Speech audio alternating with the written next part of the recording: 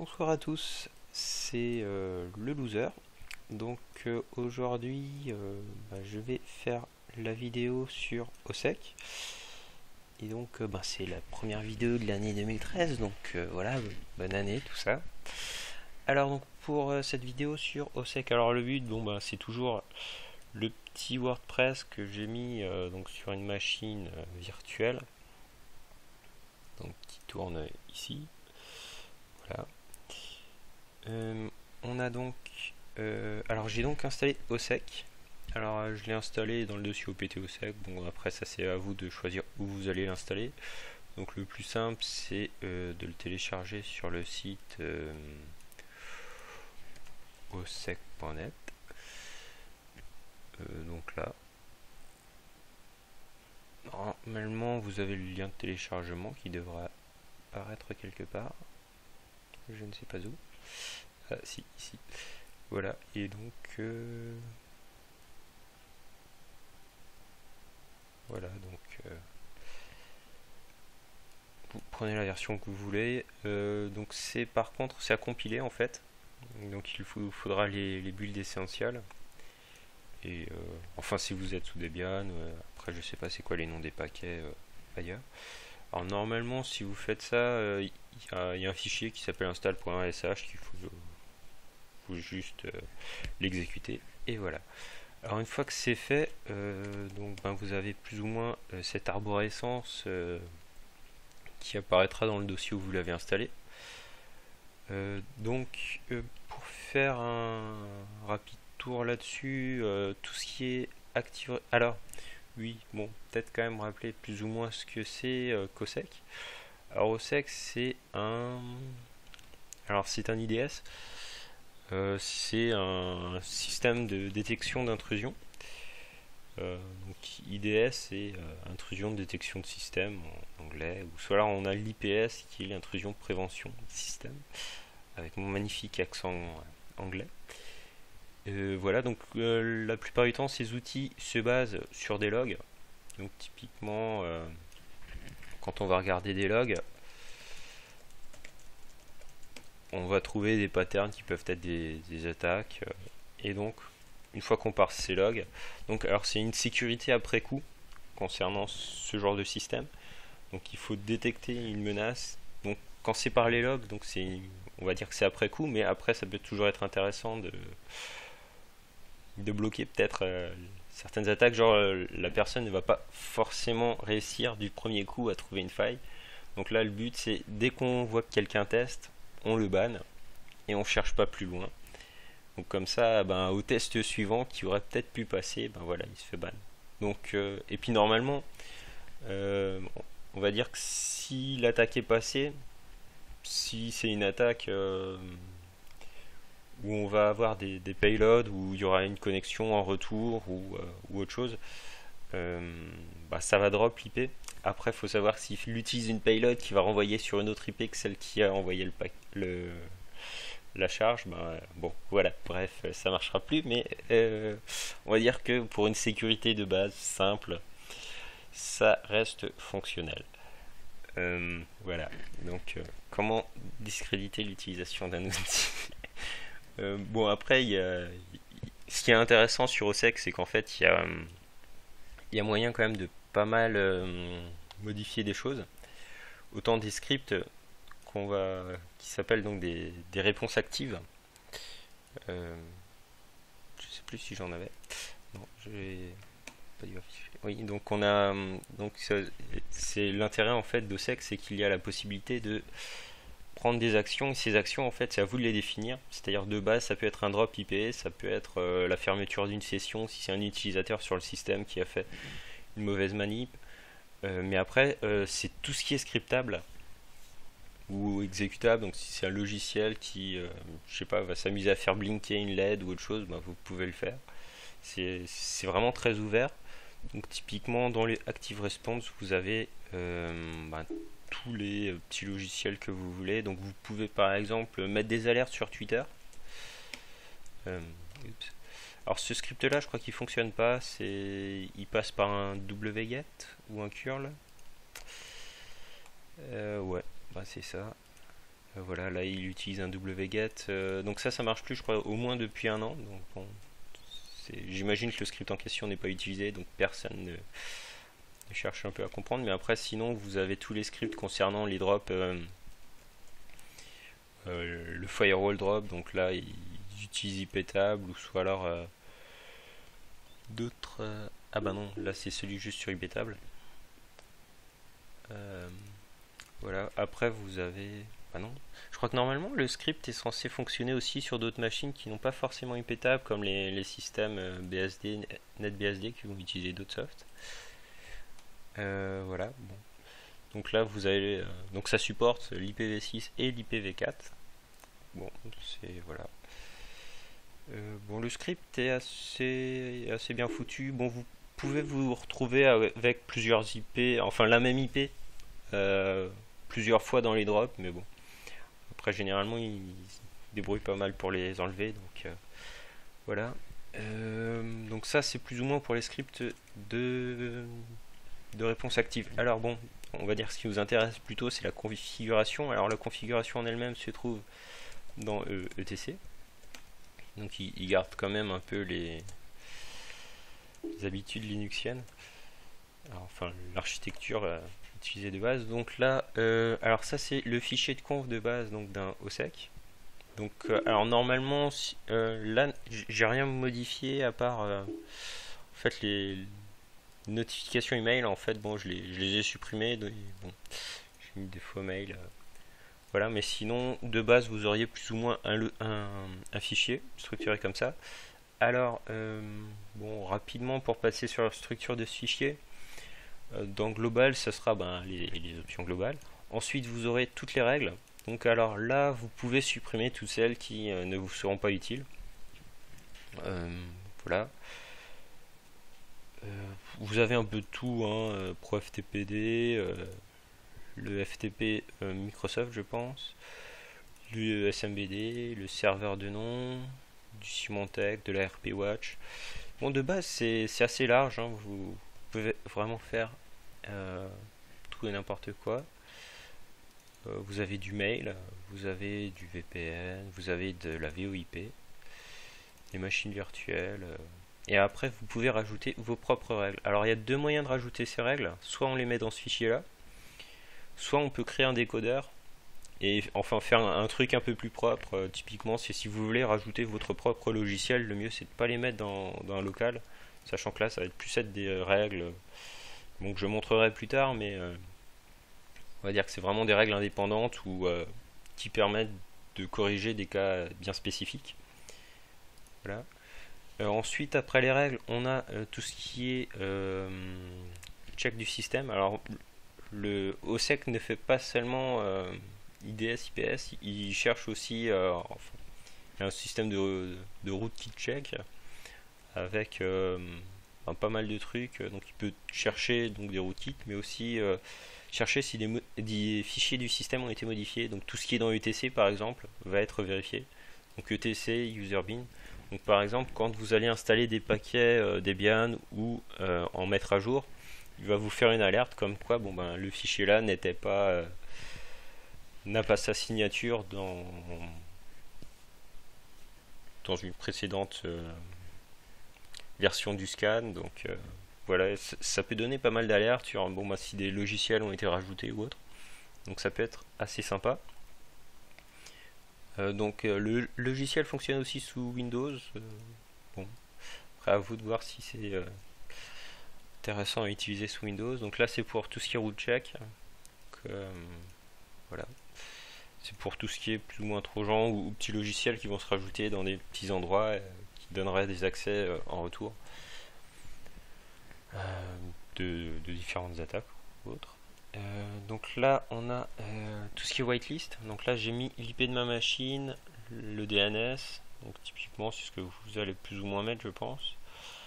Les alertes, alors les alertes ça signifie quoi? C'est-à-dire qu'on va loguer les paquets à partir du moment où ils sont un log de niveau 1, c'est-à-dire tous les logs de 0 ne seront pas logués. Et ensuite on va envoyer des emails seulement à partir du 7, sachant qu'à partir du 6 on drop. Donc après c'est vraiment à vous de choisir. Ensuite, vous avez la partie commande. Alors, toutes ces commandes font référence à ce qu'on a vu avant. C'est les active response. Donc là, on peut faire du host deny.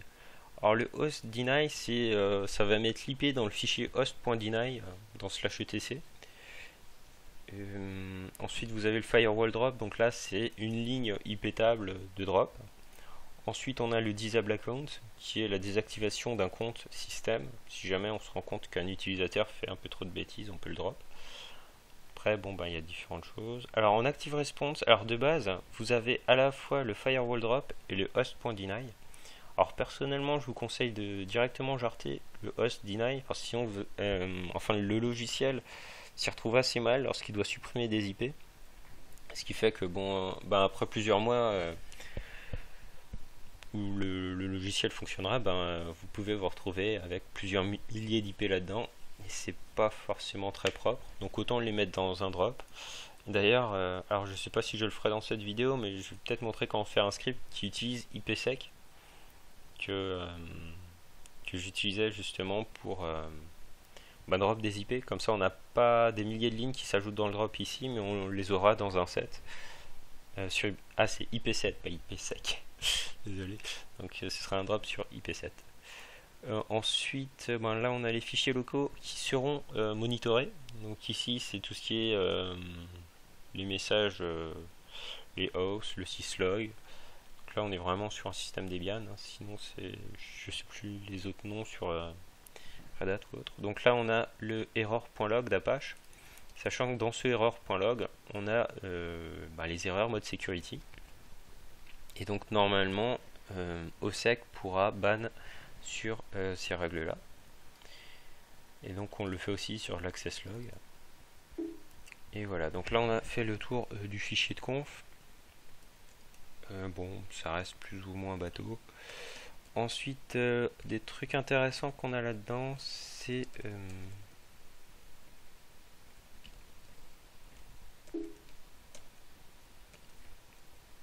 alors c'est tout ce qui est décodeur. Alors le but du décodeur en fait c'est de choisir quel fichier en fait va être utilisé, parce que donc ici on a donc tous les fichiers là, et ces fichiers là pour être utilisés, si par exemple on va regarder le PAM, donc les fichiers sont eux dans le dossier parent rules, et on prend le PAM. Donc là-dedans on voit qu'il va utiliser un decoded as PAM. C'est-à-dire que le logiciel doit déjà le décoder. Donc pour qu'on puisse utiliser cette ligne-là, il faut obligatoirement avoir ce décodeur. Et donc là, normalement, si on fait PAM, on se retrouve avec voilà le PAM décodeur. Voilà. Donc il va décoder, il va considérer que qu'on utilise le décodeur PAM si on utilise le logiciel PAM Unix. Donc là, il va mettre des matchs sur les différents fichiers qu'on va lui fournir. C'est-à-dire que tous les fichiers qui seront monitorés, si on ne leur spécifie pas le décodeur, il va tenter de passer par justement ce fichier de décodage pour déterminer qui sera décodé comme quoi. Voilà. Donc par exemple, là on a vu plus ou moins les décodeurs qu'il allait utiliser pour tout ce qui était décodage comme PAM. Mais si on cherche Apache par exemple, on va chercher tout ce qui va commencer par du HTTPD, par du warn, du notice, du error. Et à partir de là, il va définir que voilà, on décode un paquet, une ligne appartenant à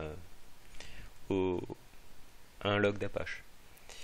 Voilà, donc là par exemple, sous Debian, ce sera cette ligne-là qui sera utilisée, alors que sous Fedora, ce sera plus du HTTPD.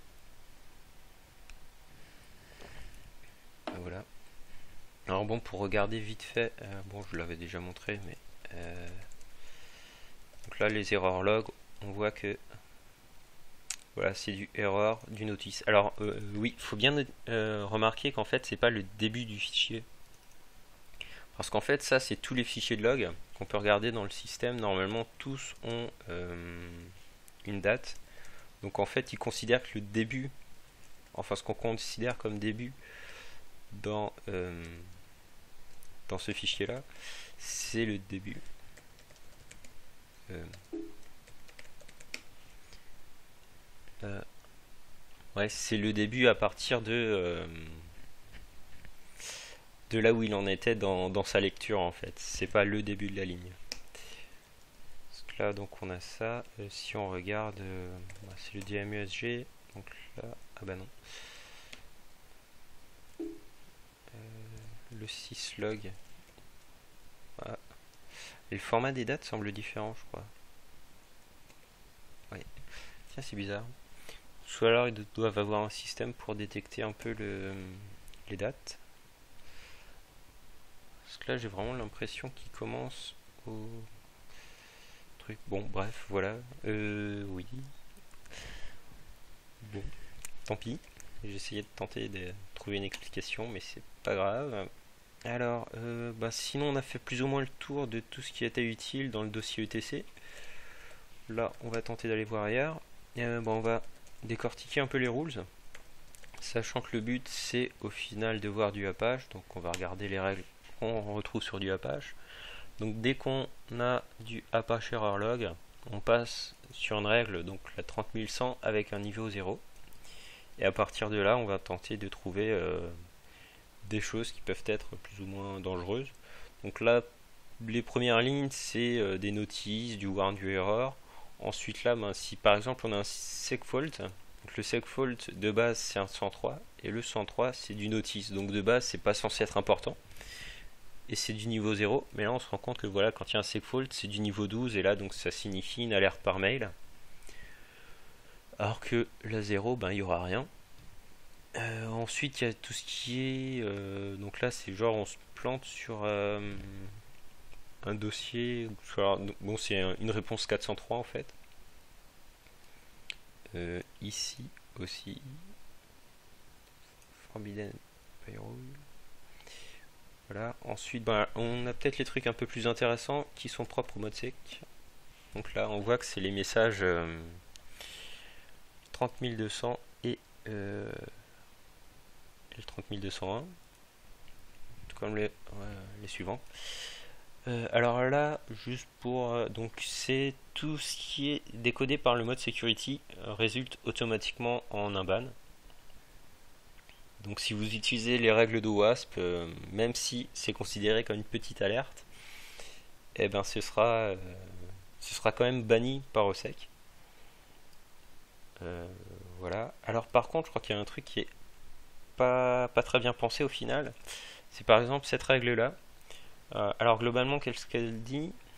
Ça veut dire que si on a découvert une alerte de type 30201, donc celle-ci, plus de 8 fois dans les 2 minutes, et ben on drop et on fait un report au niveau 10. Sachant qu'à partir du niveau 6, on fait un firewall drop et donc la personne ne peut pas se connecter de base pendant 600 secondes. Donc ça veut dire que ici, si vous n'augmentez pas le nombre à un chiffre supérieur, ben, cette règle-là en fait ne va jamais être pop, alors que celle-ci pourra l'être en continu en dehors des périodes de ban, on va dire, vu que de base si on est en niveau 6, ça signifie que dans le ETC rules, alors c'est vrai que j'ai pas fait. Ah, c'est point conf. Parce que alors le drop est défini ici en fait.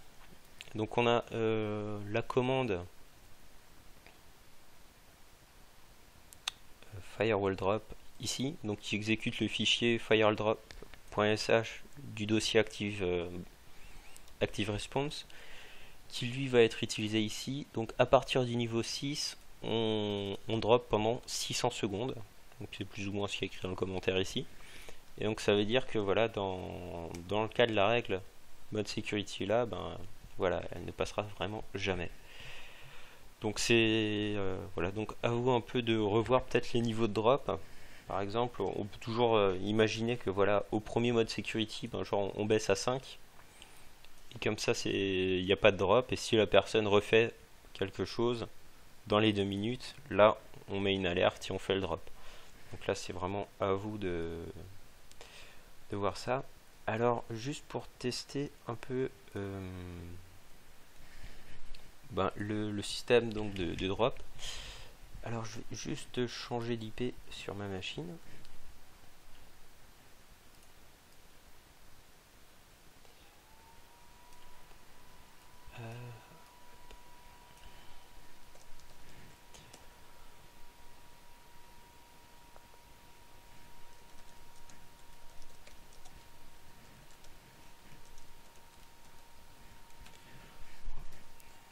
Alors bon, c'est juste parce qu'en fait sur ma machine l'IP 50 que j'ai dans la conf est en whitelist, donc en fait elle ne sera pas drop. Ça permettra pas de montrer que voilà le système de sécurité fonctionne. Ouais, alors voilà, mon IP on va la changer.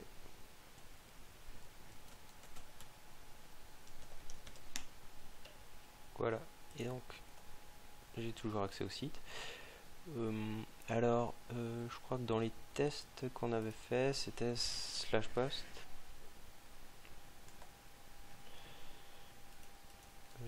Et donc là-dessus, on avait du forbidden. Alors, est-ce que le forbidden...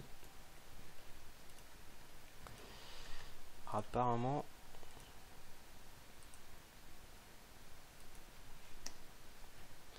Non.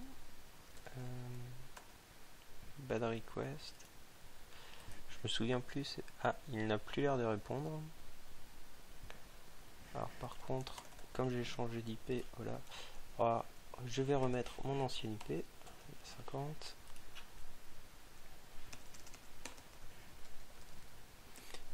Non, ça sert à rien. Voilà. Alors on va regarder déjà s'il y a eu un message derrière. Alors ouais, bon, le test que j'ai fait en fait est carrément pas bon, mais je crois que c'était dans les règles de mode security. J'avais autorisé que les... Je sais plus quoi d'ailleurs, bon, on verra. Normalement, ici, qu'est-ce qu'on a eu? Ah, d'accord. Il a considéré mon truc comme une attaque brute force. Oh, c'est un... Ah, ça c'est bizarre, je me souviens plus de cette règle là. Ligne 31, bon on va regarder.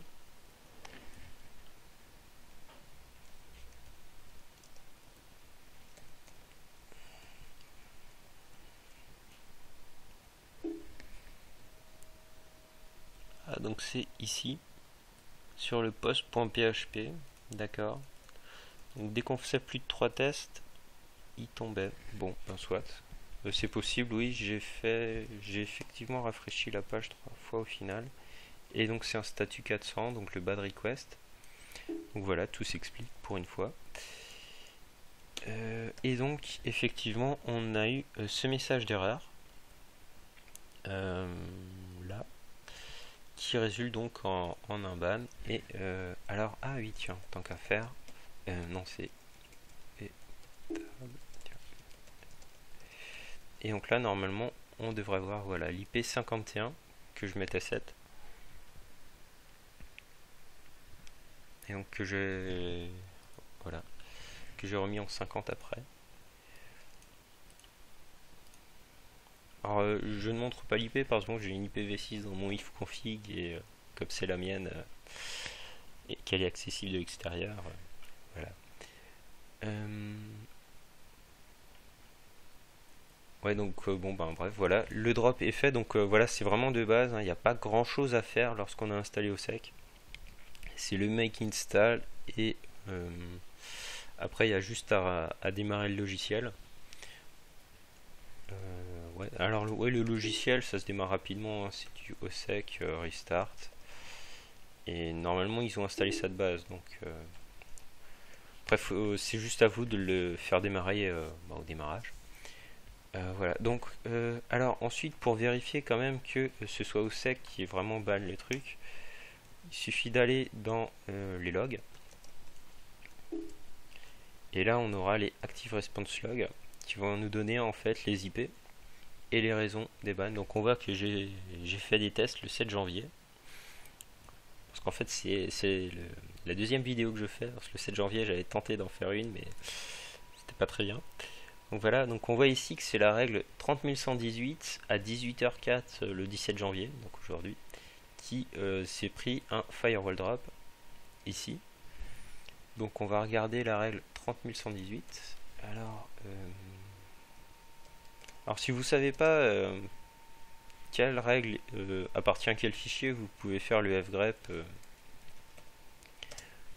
dans le rules .xml, et là on voit que c'est la rules Apache.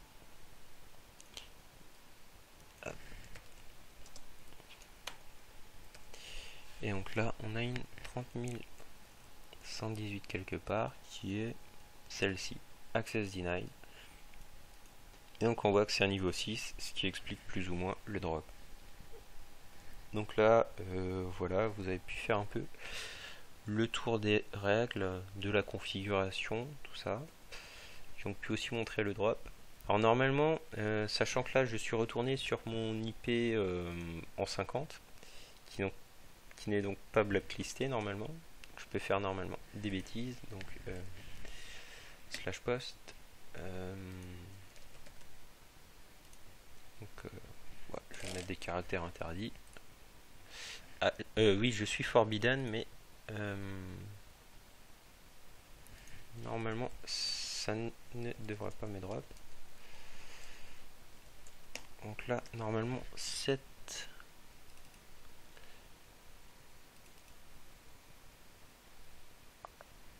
Alors, il est quelle heure? 18h10.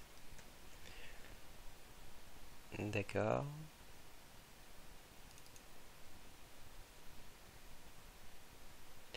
Ouais, il n'a pas l'air d'avoir...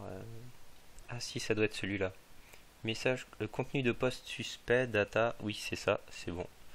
Donc là, il y a effectivement eu un message qui dit que voilà, c'est pas bon. Mais comme mon IP c'est la 50 et que je suis whitelisté, voilà, ça n'a pas de drop.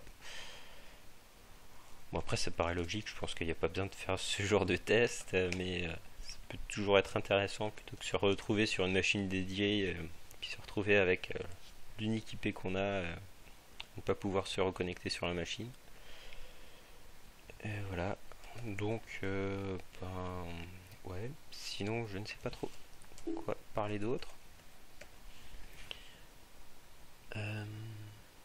Voilà. Donc, je sais plus où est mon whitelist.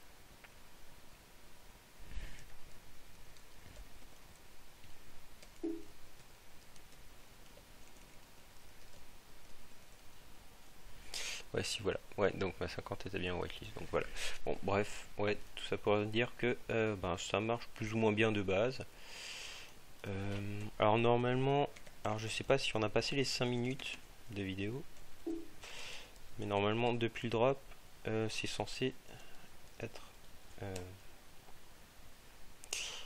Donc là voilà, ça l'est toujours. Bon, il y a quand même 600 secondes à attendre pour que l'IP soit supprimé. Donc après, c'est à vous de changer un peu la durée de timeout ou tout simplement la règle IP table qui sera mise en place. Parce que par exemple, je crois que dans mon IP table à moi, c'est les règles de network. Non, c'est quoi c'est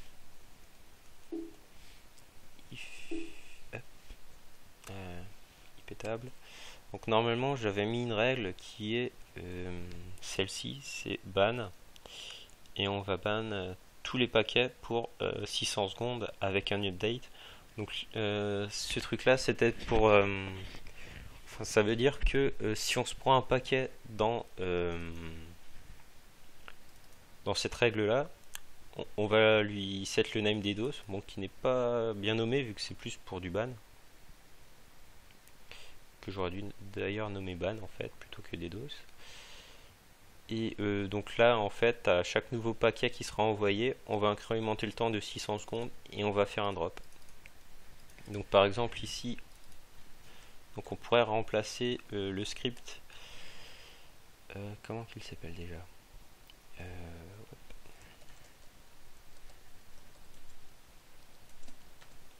bon, on va tout simplement copier le firewall drop. On va dire un firewall ban.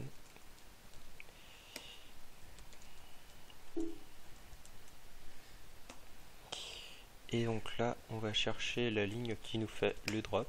Donc là, on a les JDrop qu'on peut remplacer par un JBan pour utiliser donc notre règle à nous. Alors, je vais juste vérifier qu'il y a un peut-être pas ailleurs. Voilà. Donc, alors oui, de base, les fichiers ici sont tous en read-only. Donc après à vous de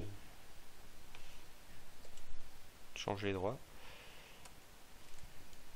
Ah, est-ce que je suis le... Ah si, c'est bon, route est effectivement le machin. Donc là, alors le but c'est voilà, c'est juste de montrer qu'on puisse facilement faire des scripts. Alors bon là c'est vrai que c'est pas vraiment un script que je fais from scratch vu que c'est juste du copier-coller avec le changement des trucs. Donc voilà, on a donc notre JBan. Alors je vérifie juste que quand même j'ai bien cette règle là.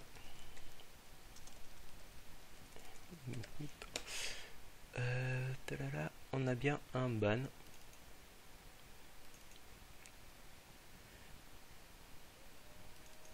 Donc là j'ai une IP en 29 qui est ban. Soit. Ok. Ça devait être l'un des tests et puis j'avais mis l'IP en dur peut-être.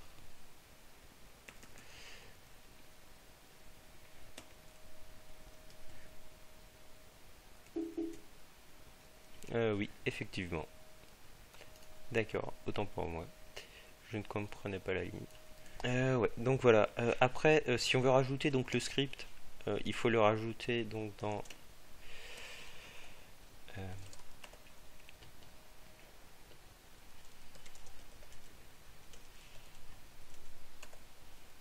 et là, alors il faut tout d'abord créer la commande.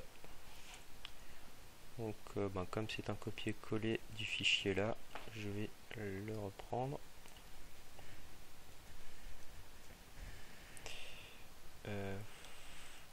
Et donc c'est firewall ban.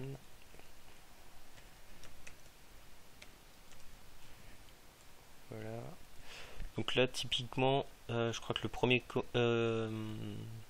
c'est pas commentaire, c'est premier argument est censé être l'IP. Et ensuite, on demande s'il y a un timeout ou non. Donc typiquement, si on met non, je crois que ça veut dire qu'il n'y aura pas de suppression en fait de l'IP de par ce truc. Voilà. Donc ensuite, on peut mettre dans notre commande là le firewall ban. Et d'ailleurs, je crois que j'ai oublié de changer le nom. Je vais garder le firewall drop pour le truc là. Voilà. Donc pour que ce soit pris en compte, ça par contre, faut redémarrer au sec.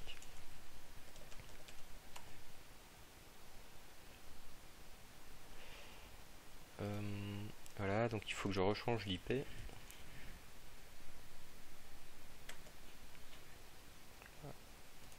Hop.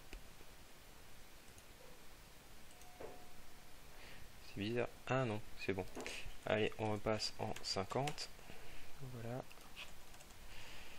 Et donc là, si on fait un iptab-nl,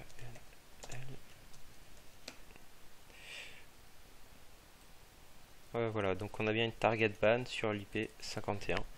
Ah, j'aurais peut-être dû mettre une autre IP parce que... Ah, quoique l'autre a dû être supprimé en fait. Entre temps. Donc là, ça veut dire que du moment qu'en fait je rafraîchis le truc, et la durée de ban va augmenter. C'est un peu le but de la manœuvre. Comme ça, si jamais la personne essaye voilà, dans les 5 minutes de retenter sa connexion, c'est reparti de nouveau pour 5 minutes et ainsi de suite. Enfin, quoique, 600 secondes. Ouais, enfin bon. Ouais. Donc après, à vous de choisir un peu le temps de ban, tout ça. Sachant que bon, si c'est des grosses alertes, faudrait quand même voir pour bannir de façon définitive l'IP. Et voilà. Alors bon, par contre, ce qui est complètement moche quand même, c'est le fait que on se retrouve avec des IP qui restent ici. Ça veut dire que si vous prenez beaucoup d'attaques dans une journée, vous pouvez vous retrouver avec plus de 300 IP là-dedans. Donc c'est pas du tout ce qu'il y a de plus pratique. Alors là par contre vous pouvez utiliser IP7, donc on avait normalement installé lors de ma vidéo sur IPtable. Alors je me rappelle de nouveau plus des commandes là-dessus. Voilà, si. Donc là en fait l'idée ce serait de pouvoir rajouter en fait des IPH, donc des bannes IP. Alors je me souviens plus du tout comment on utilise ce truc. Donc c'est le genre de logiciel qu'une fois qu'on a mis en place, on regarde plus trop. Mais bon, l'idée ce serait de faire un script en fait où on fait le script avec le IP7. Donc là c'est quoi IP7-A, donc ban IP on a dit. Hey, d'accord. Donc là en fait, il faudra juste faire le script pour ça. Donc on a bien là 52 dans... Il n'y avait pas des IP avant? Ah non, avant il n'avait rien.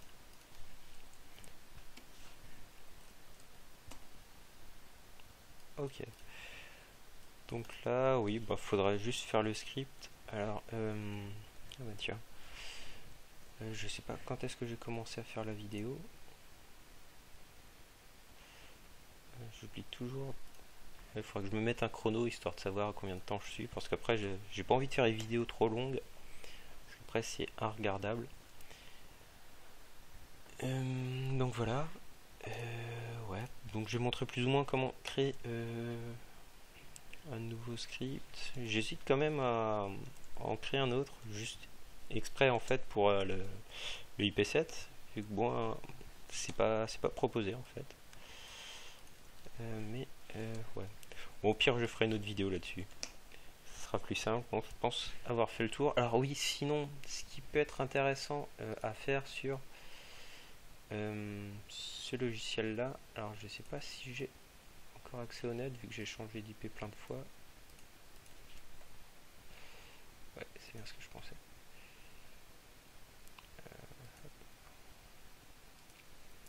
Alors, ouais, donc si il y a des logiciels qui existent en fait pour avoir des statistiques un peu plus visuelles. Voilà. Alors, enfin, plus visuelles, c'est-à-dire que là, si vous voulez regarder les bannes de la journée, vous allez vous retrouver avec à faire du grep en fait dans les logs. Donc au final, que vous fassiez les greps dans les logs d'Apache ou dans ceux-là, bon, on va dire que ce que trouve OSEC, c'est ce qui peut quand même être considéré comme des attaques. Alors bon, dans Apache, vous aurez plus de trucs à regarder, mais c'est vrai que bon, c'est pas forcément ce qu'il y a de mieux de regarder les logs là-dedans. Surtout que bon, c'est pas forcément ce qu'il y a de plus lisible. Ouais. Donc là on voit bien que voilà la dernière en fait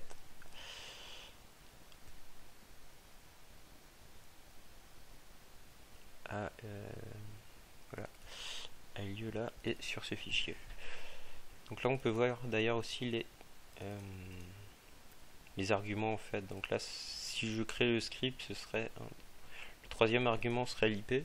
Donc au final le script serait quand même super simple à programmer quoi. C'est j'hésite à le faire. Ouais. Bon bref. Non mais sinon je pense avoir quand même fait le tour de l'outil. Ouais sinon le seul truc qui manque peut-être c'est alors je sais plus comment ça s'appelle. C'est normalement donc si vous êtes sur OSEC sur la page de téléchargement vous en avez d'autres et vous avez ça qui vous donne un petit logiciel qui ils vous mettent pas de screenshot.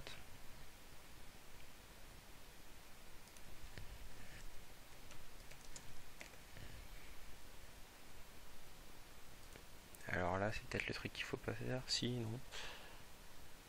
OSEC Dashboard. Ah tiens, il semblerait qu'il l'ait un peu amélioré leur truc. Enfin bon, à l'époque où j'utilisais ce machin-là, l'outil et statistique était vraiment mauvais. et enfin mauvais.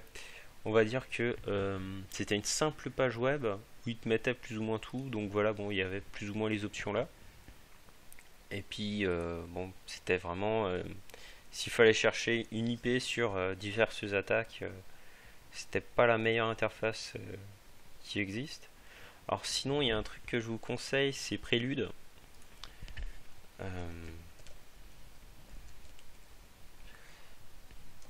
Alors c'est le Prélude Manager.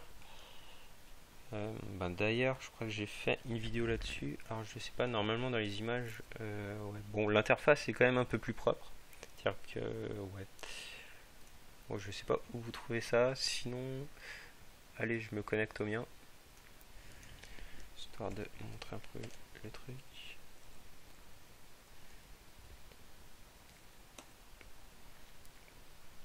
Bon, c'est celui du blog en fait. Il n'y a pas grand chose. Généralement, pas d'attaque. Ça reste simple. Donc voilà. Alors, Prélude, c'est ça. Donc, typiquement, vous pouvez. Alors, je ferai peut-être une vidéo là-dessus. Je crois que c'est dans les agents. Vous pouvez. Enfin, il y a un binding à faire en fait entre OSEC et le Prélude Manager qui permet ensuite d'avoir tous ces events là au niveau de la machine. Donc là, bon ben voilà, vous avez des IP de personnes qui voilà, ont tenté de faire des choses mauvaises sur mon serveur.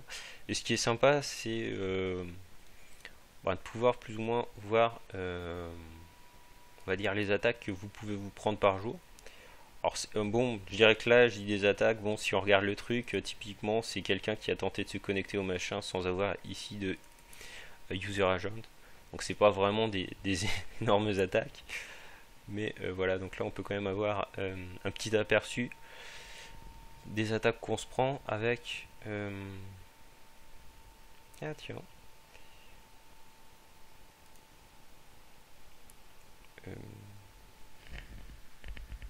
Bon bah la dernière attaque était à 18h17. Ah oui, bon faut peut-être le mettre sur une journée aussi pour avoir des stats intéressantes. Et voilà, donc là par jour on peut voir quelles sont les plus grosses menaces. Donc là on voit que à... c'est quoi? C'est 16h22. J'ai eu 3 tentatives d'une IP.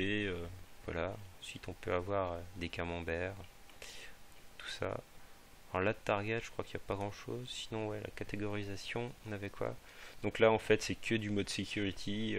On voit que voilà, mon blog n'est pas très menacé au final. Mais bon, bref, ça peut être vraiment un outil après qui est intéressant à coupler avec d'autres. Voilà. Donc ça, alors oui, sinon ce qu'il faut savoir sur tout ce qui est IDS, tout ça, c'est que alors je sais plus comment ça s'appelle. Alors normalement en fait ces logiciels-là en France sont en fait interdits. C'est parce qu'en fait, voilà, quand vous fournissez des IP comme ça, enfin quand vous faites une association entre une IP et une possible attaque, en fait vous créez un, je sais plus comment ça s'appelle, c'est un fichier de, enfin c'est considéré comme un fichier de police et c'est interdit par la CNIL et donc il vous faut l'autorisation de la CNIL. Alors je sais plus. Voilà. Alors je vous donne un lien ici qui est vraiment très intéressant que je vous conseille de lire si vous comptez installer ce genre de logiciel. Voilà. Donc tout ce qui est IDS, IPS et tous ces logiciels là qui font en fait des liens entre une IP et une attaque, voilà, sont frauduleux. Donc c'est alors l'article, je sais plus lequel. Je crois que c'est l'article 9 de la CNIL et il faut l'autorisation de l'article 25, je crois. Je sais plus où c'est. Bon, globalement, c'est écrit ici. Donc si ça vous intéresse, voilà, c'est à lire. Sachant que bon, ça se punit au pénal. C'est voilà. Voilà donc. Alors ça c'est l'autorisation, donc c'est bien l'article 25 de la loi de la CNIL. Et ouais, voilà, c'est l'article 9 qui interdit le traitement de données à caractère personnel relatives aux infractions. Donc voilà. Donc si vous comptez installer ce genre de logiciel, faut compter sur l'autorisation de la CNIL pour les installer. Voilà. Donc c'est, bon, je pense avoir fait le tour de tout ce que je voulais dire sur ben, les IDS, tout ça. Au pire, je montrerai comment faire le script sur IP7. Bon, mais ouais, ça me paraît assez simple. Bon, sinon, ce sera le bonus de la vidéo. CCD in. Alors oui, pour l'autorisation de la CNIL, en fait, c'est assez simple à faire. Alors j'ai dû le faire pour mon blog, hein, vu que oui,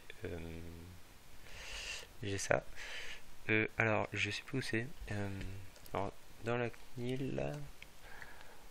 Bon, c'est. Alors, ouais, le site web est quand même assez long pour les autorisations. Alors, ouais. Déclaration. Alors, je sais plus parce que c'est un truc assez spé. Parce que c'est une demande d'autorisation en fait qu'il faut faire. C'est pas forcément une déclaration de fichier. Ouais. Je sais plus. Mais bon, en fait, j'ai eu un mail après coup et apparemment, suivant qu'on soit un particulier ou pas, ça pourrait en fait ne pas être obligatoire. Bon, voilà. Donc là, voilà, vous avez les différents trucs à faire. Et en fait, il faut parler des données traitées et c'est là-dedans en fait où vous allez dire que c'est des données là. Et ensuite, je sais plus c'est où. Il vous demande, voilà, si c'est des données sensibles, infraction, condamnation, mesure de sécurité, voilà. Et donc c'est ça en fait qu'il faut mettre. Et donc vous aurez, voilà, ça à remplir. Donc surtout que bon, ouais. Bon, ça peut prendre vraiment du temps à remplir. Bon, faut bien compter une bonne demi-heure. Et après, il y a quand même plusieurs semaines de traitement. Euh, voilà, je sais plus. Ah, quoi que ça, c'est la déclaration normale, donc c'est pas la bonne en fait.